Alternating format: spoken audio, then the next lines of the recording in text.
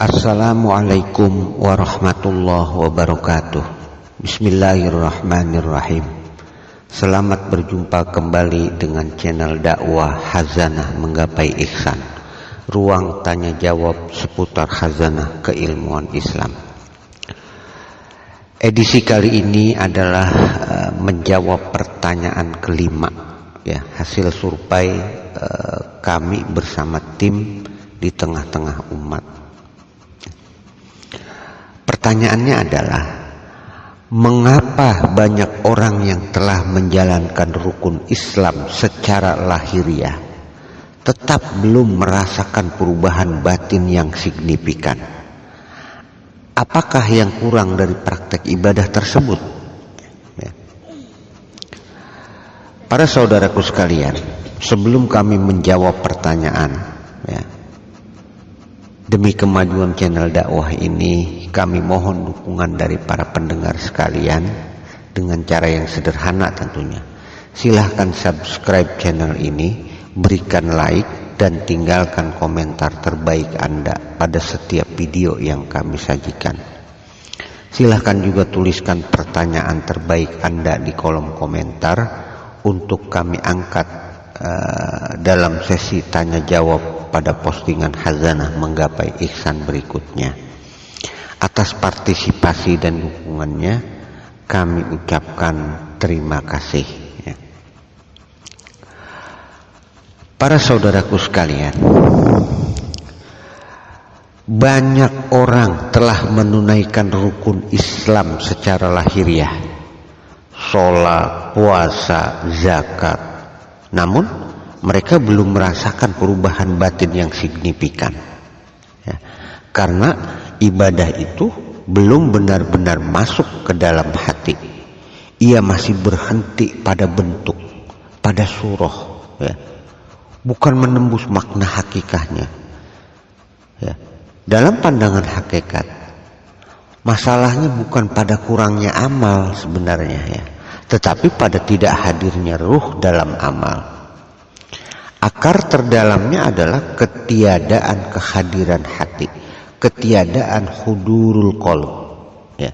Ibadah dilakukan tetapi hati tidak ikut hadir menghadap Allah. Ia sibuk dengan dunia, dengan pikiran dan dengan urusan yang lain. Padahal Allah menegaskan, qad aflahal mu'minun allazina hum fi sholatihim khashi'un.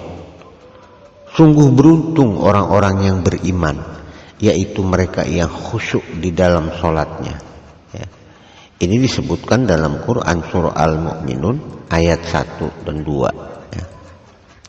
Para saudaraku sekalian, khusyuk adalah inti dari hakikat sholat. Jika khusyuk tidak hadir, maka sholat hanya menjadi rangkaian gerakan yang sah secara syariat, tetapi belum menghidupkan batin. Maka perubahan tidak akan terjadi, ya, karena hati tidak tersentuh, ya. Selain itu, banyak ibadah kehilangan niat yang hidup, ya.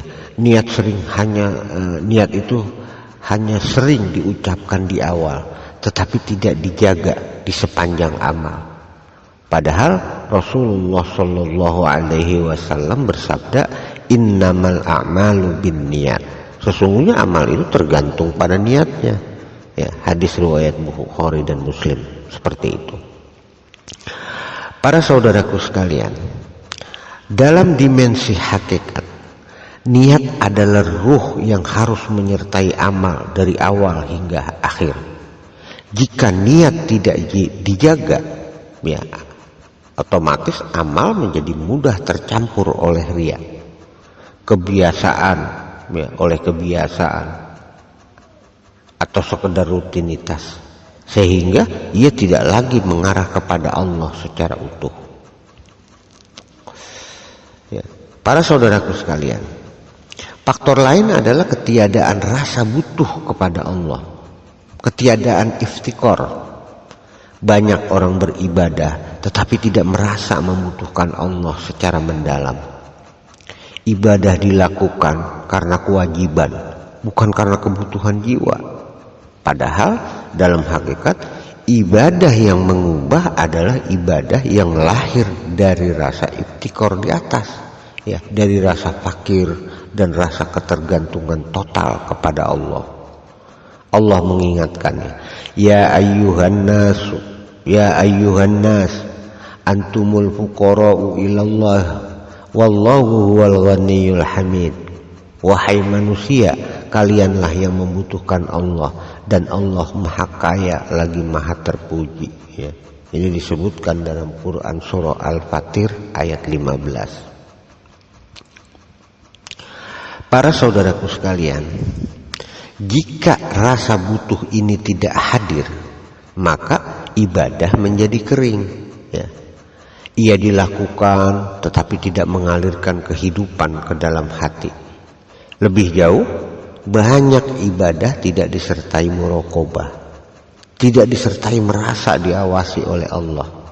Hati tidak merasa sedang berdiri di hadapannya, sehingga ibadah itu terasa biasa. Padahal inti ihsan itu adalah anta'budallah ka'annaka tarahu fa illam takun tarahu fa innahu yaraka. Engkau beribadah kepada Allah seakan-akan engkau melihatnya. Jika engkau tidak melihatnya, maka yakinilah Dia melihatmu, ya. Ini hadis riwayat Muslim, ya, mengatakan seperti itu. Para saudaraku sekalian, dalam dimensi hakikat, setiap muraqabah hadir, ibadah akan hidup. Tanpa muraqabah, ia menjadi rutinitas yang tidak menggugah. Tanda paling jelas dari ibadah yang belum menyentuh hakikat adalah tidak adanya perubahan setelah ibadah tersebut dilakukan. Ya, Allah berfirman, Inna sholata tanha anil fahsya'i wal munkar. Sesungguhnya sholat itu mencegah dari perbuatan keji dan munkar. Ya. Ini disebutkan dalam Quran surah Al-Ankabut ayat 45. Para saudaraku sekalian, jika seseorang rajin melakukan sholat tetapi masih mudah terjerumus dalam kemunkaran, maka dalam pandangan, dalam perspektif hakikatnya, ya, sholatnya belum mencapai kedalaman yang semestinya, ya. Sholatnya itu sah secara hukum, tetapi belum berfungsi sebagai cahaya yang menjaga, ya. Para ulama menyinggung hal ini, ya. Imam Al-Ghazali menjelaskan bahwa ibadah memiliki lapisan. Ada yang hanya menggugurkan kewajiban, ada yang diterima, dan ada yang mendekatkan diri kepada Allah. Yang membedakan ini bukan bentuk amal lahiriahnya, tetapi kehadiran hati, kondisi keikhlasan, dan kesadaran di dalam melakukannya. Ya. Ini yang membedakan sebenarnya. Adapun zahirnya tetap sesuai dengan tuntunan syariat tentunya. Para saudaraku sekalian, dari sisi syariat, ya, tentu rukun Islam tetap wajib dijalankan dengan benar. Namun dari sisi hakikat, yang kurang bukan pada jumlah ibadah, melainkan ini pada apa? Pada kurangnya kehadiran hati, lemahnya niat yang hidup, tidak ada rasa butuh kepada Allah, serta minimnya kesadaran akan pengawasannya. Ya. Ini dalam dimensi hakikat seperti itu. Maka solusi, ya, ini bukan hanya sekedar menambah amal, ya, tetapi menghidupkan batin dalam amal. Ketika hati mulai hadir, ya, ketika niat menjadi jernih, dan ketika seseorang benar-benar merasa berdiri di hadapan Allah, maka ibadahnya sama yang sebelumnya terasa biasa, ya. Maksudnya ibadah yang sama yang sebelumnya terasa biasa, ini akan berubah menjadi cahaya yang mengubah jiwa.